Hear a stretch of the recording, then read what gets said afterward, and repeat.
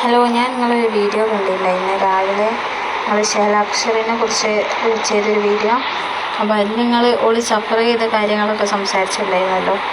അപ്പോൾ ഞാൻ അത് കണ്ട സമയത്ത് എനിക്ക് നിങ്ങളോട് ഇത് പറയണം തോന്നി. നമ്മൾ പറഞ്ഞ കാര്യങ്ങളൊക്കെ 100% ശരിയായിട്ടുള്ള കാര്യങ്ങളാണ്.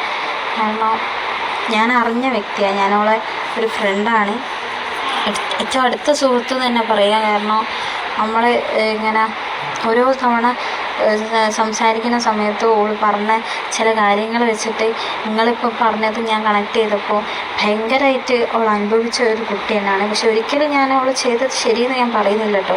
100% ചെയ്തത് തെറ്റാണ്.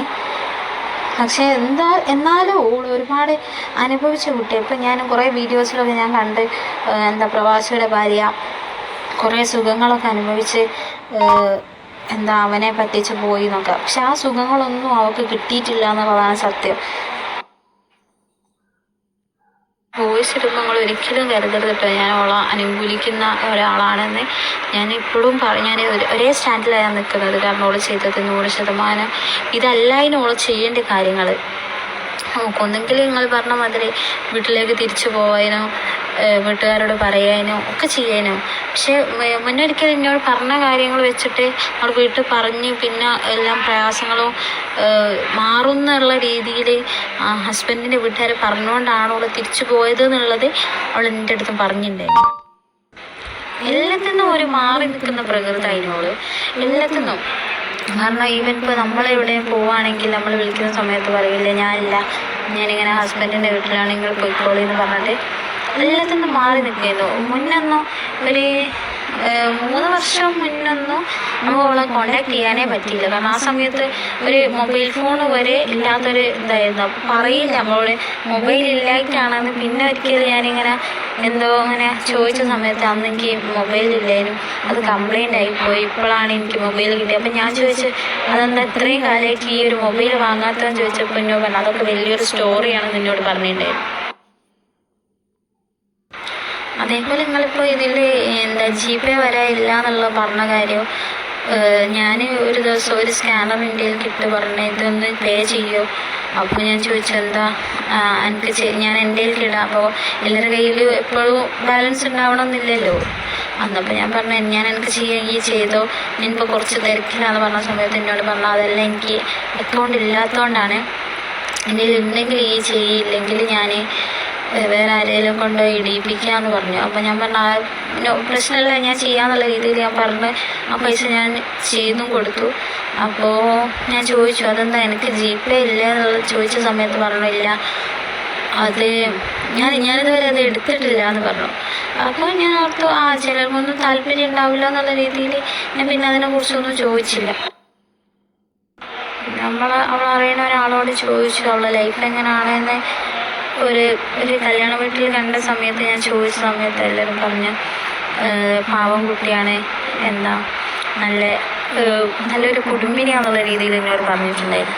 അപ്പം ഞാൻ ചിന്തിച്ചു പിന്നെന്തായിരിക്കും ഇവള് മറക്കുന്ന കാര്യങ്ങൾ എന്ന് ഞാൻ ആലോചിച്ച് ഒരു ദിവസം ഞാൻ ഫോൺ ചെയ്യുന്ന സമയത്ത് ഞാൻ അവളോട് ചോദിച്ചാൽ പറഞ്ഞു ഇവിടെ ഉമ്മക്ക് ചെറിയ ഒരു ആരോഗ്യ പ്രശ്നമുണ്ട്, അപ്പോൾ അത് ഞാൻ നോക്കണം, പിന്നെ ഹസ്ബൻഡ് ഇവിടെ നാട്ടിൽ ജോലിയാണ്, പിന്നെ വീടിൻ്റെ പണി നടന്നുകൊണ്ടിരിക്കുകയാണ്. അപ്പോൾ ഞാനിപ്പോൾ മുന്നിൽ അപ്പായെ കല്യാണം കഴിച്ച വീട്ടിൽ ബാക്കൊക്കെ പൊളിച്ച രീതിയിലാണ്.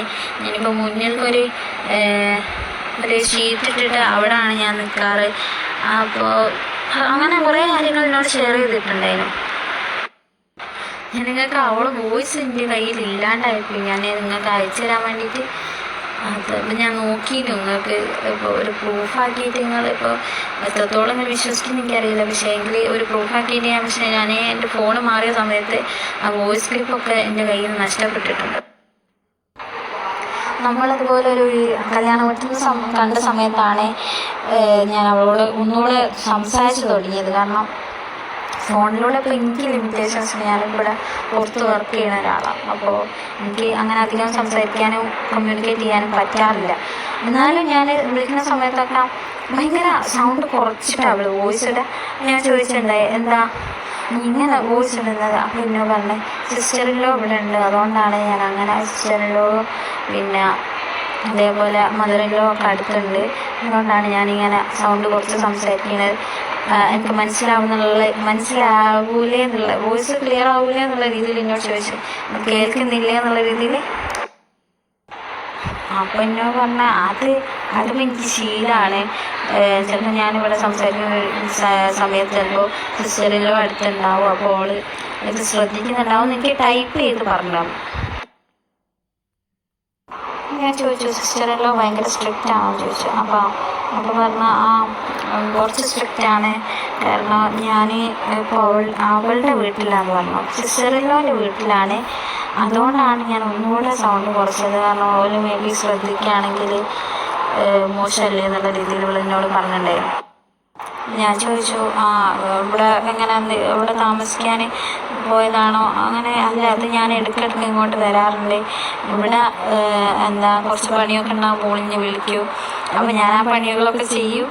ചെയ്ത് വന്നപ്പോൾ ഞാൻ ചോദിച്ചു, അപ്പോൾ എനിക്ക് എൻ്റെ വീട്ടിൽ പണിയില്ലേ എന്നുള്ള രീതിയിൽ ചോദിച്ചപ്പോൾ പറഞ്ഞു, അത് ഞാൻ ചെയ്ത് വെച്ച് അവളുടെ മകൻ ഉണ്ടല്ലോ, മോനെ സ്കൂളിൽ നിന്ന് കൂട്ടി ഞാൻ ഇങ്ങോട്ട് വരൂ അല്ലെങ്കിൽ.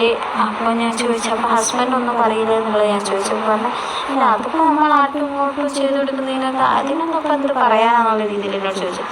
അപ്പോൾ മകൻ്റെ വോയിസ് ഞാൻ കേട്ടു. ഉമ്മ ആൻ്റൊക്കെ എപ്പോഴും ആൻറ്റിയാന്ന് തോന്നുന്നു, ആൻറ്റിക്ക് എപ്പോഴും ഇവിടുന്ന് പണിയെടുത്ത് കൊടുക്കും, ആൻറ്റി എപ്പോഴും ഉമ്മനെ കൊണ്ട് പണിയെടുപ്പിക്കുന്നുള്ള മോനെ അപ്പുറത്തെ സൈഡിൽ നിന്ന് വോയിസ് ഇടുന്ന സമയത്ത് പറയുന്നത് ഞാൻ കേട്ടു. അപ്പോൾ നമ്മളൊരു ഫണ്ണായിട്ട് ചോദിച്ചു, അതെന്തിനാ ഇനി അവർക്ക് പോയി പണിയെടുത്ത് കൊടുക്കുന്നത്? അവൾ വേറെ വീട്ടിൽ കല്യാണം കഴിച്ചു കൊടുത്തല്ലേ, പിന്നെ നീ അവിടെ പോയിട്ട് അവൾക്ക് പണിയെടുത്ത് കൊടുക്കേണ്ട ആവശ്യമുണ്ടോ? അപ്പം പറഞ്ഞാൽ അതൊന്നും, അപ്പോൾ നമ്മളൊന്നും പ്രതികരിക്കില്ല, അത് മിണ്ടാതെ കേട്ട് നിൽക്കുകയുള്ളൂ.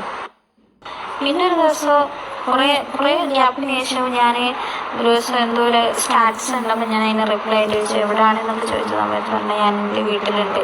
ഞാൻ ചോദിച്ചു, എന്താ വീട്ടിൽ വന്നത്? അപ്പം പറഞ്ഞു, ഞാൻ ചെറിയൊരു ഇഷ്യൂ ഉണ്ടായിരുന്നു, ഹസ്ബൻഡിൻ്റെ സിസ്റ്ററുമായിട്ട് ഇങ്ങനെ പ്രശ്നം ഉണ്ടായിരുന്നു. അപ്പോൾ ഞാനിനി തിരിച്ച് പോകുന്നില്ല എന്ന് വിചാരിച്ച് വന്നതാണ്. അപ്പോൾ ഹസ്ബൻഡ് വന്ന് ഞാനിപ്പോൾ അങ്ങോട്ട് പോകാൻ നിൽക്കുകയാണെന്നുള്ള രീതിയിലൊക്കെ എന്നോട് പറഞ്ഞു. അപ്പോൾ നിങ്ങൾ പറഞ്ഞ കാര്യവും ഞാൻ ശ്രദ്ധിച്ചു. കാരണം തിരിച്ച് വീട്ടുകാർ പറഞ്ഞയച്ചതല്ല, മറിച്ച് ഹസ്ബൻഡ് ഇനി എൻ്റെ ഭാഗത്തുനിന്ന് ഒന്നും ഉണ്ടാവില്ല, ഇനി അങ്ങനെ ഒന്നും ഉണ്ടാവില്ല എന്നുള്ള ഉറപ്പ് നൽകിയതിൻ്റെ പേരിലാണ് അവൾ തിരിച്ച് അവളുടെ വീട്ടിൽ നിന്ന് ഹസ്ബൻഡിൻ്റെ വീട്ടിലേക്ക് പോയത്. ഒരു കാര്യത്തിന് നമ്മൾ എന്തൊരു കാര്യം പറയുകയാണെങ്കിലും ഒന്നിനും അവൾ ഇറങ്ങില്ല. കാരണം മേബി ചിലപ്പോൾ ഫിനാൻഷ്യൽ ഇഷ്യൂ അതിപ്പോൾ എല്ലാവർക്കും വരുന്ന കാര്യമാണ്.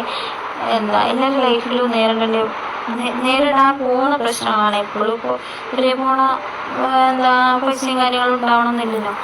അതൊക്കെ സഫർ ചെയ്ത് അപ്പോൾ എന്നോട് പറഞ്ഞ വീട് പണിയാണ്, അപ്പോൾ ഇങ്ങനെ ഒരുപാട് പ്രയാസങ്ങളുണ്ട് ഹസ്ബൻഡിന്. അപ്പോൾ ഒന്ന് ഗൾഫിൽ പോകണോ, ഗൾഫിൽ പോയാലേ എന്തെല്ലാം സെറ്റാവും എന്നുള്ള രീതിയിൽ എന്നോട് സംസാരിച്ചു.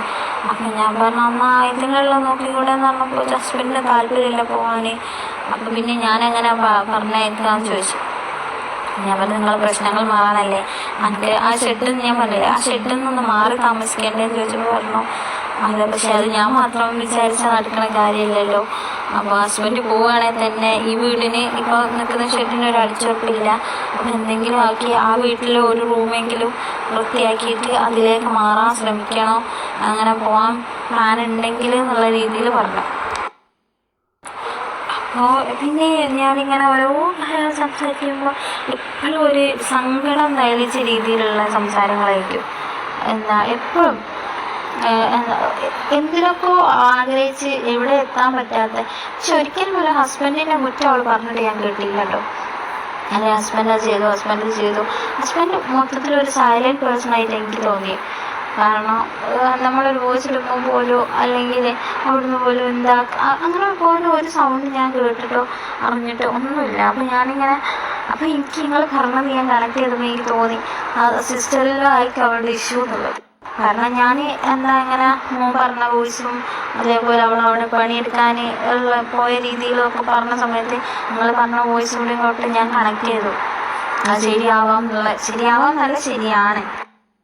പിന്നെ അതുപോലെ എന്നോട് ഞങ്ങൾ രണ്ടുപേരെയും കോമൺ ആയിട്ട് അറിയുന്ന ഒരാൾ എന്നോട് പറഞ്ഞു ഈ ശകല ഒന്നിൽ വരില്ല, അപ്പോൾ ഒരു കുറ്റപ്പെടുത്തുന്ന രീതിയിലൊന്നും വരില്ല, പഴയ പോലെ അല്ല, എല്ലാത്തൊന്നും മാറി നിൽക്കും, മേ ബി പിശുക്ക് കൊണ്ടാവാമെന്നൊക്കെ ഉള്ള രീതിയിൽ പറഞ്ഞു. ഞാൻ പറഞ്ഞു അതൊരിക്കലും അങ്ങനെയല്ല, ഓരോരുത്തരുടെ ലൈഫിൻ്റെ സിറ്റുവേഷനും ഓർക്ക് അറിയുമ്പോൾ നമ്മൾ പുറത്തുനിന്ന് കാണുന്നവർക്ക് അറിയില്ലല്ലോ. അങ്ങനെ പറഞ്ഞു. നമ്മൾ എന്തെങ്കിലും വിഷയമുണ്ടോ എന്ന് ചോദിച്ചപ്പോൾ ഞാൻ അവളുടെ ലൈഫ് ഞാനായിട്ട് ഞാൻ പറയാൻ ആഗ്രഹിക്കാത്തതുകൊണ്ട് ഞാൻ പറഞ്ഞു അതൊക്കെ എന്തെങ്കിലും ഓരോ ജീവിതം ഓരോ രീതിയിലല്ലേ, അപ്പോൾ എന്തെങ്കിലും പ്രശ്നം ഉണ്ടെങ്കിൽ അത് നമ്മൾ അറിയുന്നില്ലല്ലോ എന്നുള്ള രീതിയിൽ ഞാൻ പറഞ്ഞു. അപ്പോൾ ഈ ഫ്രണ്ട് അതിനെക്കുറിച്ച് അന്വേഷിച്ചു എന്താണ് ശൈലൻ്റെ ലൈഫ് എന്നുള്ളത്. അപ്പോൾ അവളുടെ വീടിൻ്റെ അടുത്തുള്ള കുറച്ച് പേരോടൊക്കെ അവൾ അന്വേഷിച്ചെന്ന് തോന്നുന്നു, എന്താണെന്ന് എനിക്കറിയില്ല. അപ്പോൾ എന്നോട് വന്ന് മെസ്സേജ് അയച്ച് പറഞ്ഞു നമ്മൾ വിചാരിച്ച പോലെ ഒന്നല്ല ശൈല പഴയ രീതിയിലേ അല്ല നീ. അപ്പോൾ ഞാൻ അടുത്ത് കണ്ട സമയത്ത് തന്നെ അവൾ ഒരുപാട് മെലിഞ്ഞു ക്ഷീണിച്ച് ഭയങ്കര ടയേർഡായ പോലെ ഫീൽ ചെയ്തിട്ടുണ്ടായിരുന്നു. നമ്മൾ ഇതൊന്നും ഇപ്പം അടുത്തുള്ള സംഭവങ്ങളൊന്നും കേട്ടോ, ഒരു 6 മാസം 7 മാസം മുന്നേ ഒക്കെ ആയിരിക്കും കറക്റ്റ് എനിക്ക് ഓർമ്മയില്ല. കാരണം എൻ്റെ ഫോണ് ജസ്റ്റ് മാറിയോണ്ട്, അല്ലെങ്കിൽ ഞാൻ വോയിസ് നോട്ട് തന്നെ ഷെയർ ചെയ്യാനും ശാലൻ്റെ വോയിസ് നോട്ട് തന്നെ ഷെയർ ചെയ്യാനും ഓളെ പ്രയാസങ്ങളല്ല, ഓളെ ഓരോ കാര്യങ്ങൾ പറഞ്ഞു. ഒരിക്കലും കുറ്റപ്പെടുത്തലായിട്ട് ഓൾക്ക് വരെ പറഞ്ഞിട്ട് ഞാൻ കേട്ടില്ല. അപ്പോൾ നമുക്കിനെ ചിന്തിച്ചാൽ അറിയാമല്ലോ, ഒരു പരിപാടിക്കും വരില്ല, ഒരു പരിപാടിയിലും പങ്കെടുക്കില്ല, എന്തെങ്കിലും ഉണ്ടെങ്കിൽ ഞാൻ എല്ലാം പറയും ഹസ്ബൻഡിൻ്റെ വീട്ടിലാന്ന് പറയുമ്പോൾ നമ്മൾ ചോദിക്കും എന്താ ഹസ്ബൻഡിൻ്റെ വീട്ടിൽ നിന്ന് ചോദിച്ചു പോന്നാൽ പോലെ പറയുമ്പോൾ അതൊന്നും ചോദിക്കില്ല എന്നുള്ള രീതിയിലുള്ള അല്ലെ, ഞാൻ എല്ലാം നോളെന്നെ സ്വയം തീരുമാനിച്ച പോലെ ആ രീതിയിൽ അങ്ങ് പറയും. അപ്പം തന്നെ കുറേ കാര്യങ്ങളായി എനിക്ക് തോന്നുന്നുണ്ട്. കാരണം നമ്മളിപ്പോൾ സിസ്റ്ററിലോനെ നിങ്ങൾ പറഞ്ഞതൊക്കെ ഞങ്ങളോട് പറഞ്ഞതൊക്കെ ശരിയാണ്. പക്ഷേങ്കിൽ സിസ്റ്ററിനോട് എനിക്കിപ്പോൾ ആസ് എ ഫ്രണ്ടായി നിൽക്കുന്ന സമയത്ത് ആസ് എ സിസ്റ്റർ എനിക്ക് പറയാം, കാരണം ഞാൻ കണ്ടറിഞ്ഞ കാര്യങ്ങളാണ്. പക്ഷേ ഒരു ഫ്രണ്ടായി നിൽക്കുന്ന സമയത്ത് എനിക്ക് പറയാൻ പറ്റില്ല. കാരണം ഒരു ഫ്രണ്ടിനോട് ഇപ്പോൾ ഒരു ലിമിറ്റ് വെച്ചിട്ടല്ലേ നമുക്ക് സംസാരിക്കുള്ളൂ, അല്ലെങ്കിൽ ഷെയർ ചെയ്യുള്ളൂ. അല്ലാതെ അത്ര ക്ലോസ് ഫ്രണ്ട് ബെസ്റ്റ് ഫ്രണ്ട് അങ്ങനെ ആയാലല്ലേ നമുക്ക് കുറേ കാര്യങ്ങളോടും പറയാൻ പറ്റും. അപ്പോൾ ഈ ബെസ്റ്റ് ഫ്രണ്ട് ഇത് കേൾക്കുന്നുണ്ടെങ്കിൽ ഒരിക്കൽ പോലും എന്നോട് പറഞ്ഞില്ലല്ലോ എന്നുള്ളത് ചിന്തിക്കൂല. ഈ വോയിസ് ഞാൻ ഒന്നും കൂടെ വെക്കാനുള്ള കാര്യം എന്ന് വെച്ചാൽ കുറേ ആൾക്കാർ കേട്ടില്ല. കുറേ ആൾക്കാർ എൻ്റെ വീഡിയോ കുറച്ച് ഭാഗം മാത്രം കണ്ടിട്ട് പിന്നെയും കിടന്ന് സംസാരിക്കാൻ തുടങ്ങി. ഒരു വോയിസ് വെച്ച് നിങ്ങൾ കണ്ടില്ല, ഓക്കെ, അത് ഏറ്റവും എന്താ പറയണ്ടേ 7ാമത്തെ മിനിറ്റ് തൊട്ടാണ് അത് സ്റ്റാർട്ട് ചെയ്യുകയൊക്കെ ചെയ്യുന്നത്. ഒരു കാര്യം പറയുമ്പോൾ നിങ്ങൾക്ക് മനസ്സിലാവാൻ വേണ്ടിയാണ്. എന്നിട്ടും കുറേ ആൾക്കാർ ഇട്ടിട്ട് അങ്ങ് പോകും. അതുകൊണ്ടാണ് ഞാൻ വീണ്ടും ഒരു വീഡിയോ ചെയ്യാമെന്നും കരുതിയിട്ട് ഇത് വീണ്ടും വീഡിയോ വെക്കുന്നത് തന്നെ. ആ വോയിസ് വെച്ചായിരുന്നു ഒരു 10-12 മിനിറ്റിൻ്റെ വോയിസും കാര്യങ്ങളൊക്കെ. ഞാനിപ്പോഴും നിങ്ങളോട് തുറന്നു പറയാം, ഇവിടെ ജാതി മതത്തിൻ്റെ വെച്ച് സംസാരിക്കുന്ന ഒരുപാട് ആൾക്കാരുണ്ട്. ഈ മുസ്ലിം സ്ത്രീകളാണ് കൂടുതൽ ഇറങ്ങിപ്പോകുന്നത്. ഇങ്ങനെയുള്ള സംസാരവും കാര്യങ്ങളൊക്കെ വന്നിട്ടൊക്കെ ഉണ്ടായിരുന്നു. പിന്നെ അതുപോലെ തന്നെ ആ പെണ്ണ് ആ വീട്ടിൽ അനുഭവിച്ച കുറച്ച് കാര്യങ്ങളും കൂടെ ജസ്റ്റ് ഞാനൊന്ന് പറഞ്ഞു പോയിട്ടുണ്ട്. അനുഭവിച്ചതെന്ന് പറയുമ്പോൾ ഈ പറയുന്ന ബ്രദറിൻ്റെ ചേച്ചിക്കാണ് പൈസ അയച്ചു കൊടുക്കുന്നത്, അവരാണ് എല്ലാ കാര്യങ്ങളും നോക്കുന്നത്, ഇവർക്കൊരു വാല്യൂ കൊടുക്കാറില്ല, ആ രീതിയിലെ കാര്യങ്ങളൊക്കെ. പിന്നെ ഒരുപാട് കഷ്ടതകളും കാര്യങ്ങളൊക്കെ, അതിനെക്കുറിച്ചൊക്കെയാണ് ഞാൻ സംസാരിച്ചൊരു വീഡിയോ ഒക്കെ ചെയ്യുകയൊക്കെ ചെയ്തത്. അതും ഒന്നും മനസ്സിലാവാതെ കുറേ ആൾക്കാർ വന്നിട്ട് ഇരുന്നങ്ങ് കുരയ്ക്കുമായിരുന്നു. വെറുതെ വന്നിട്ടിരുന്ന് തെറി പറയുന്ന കുറേ ആൾക്കാർ.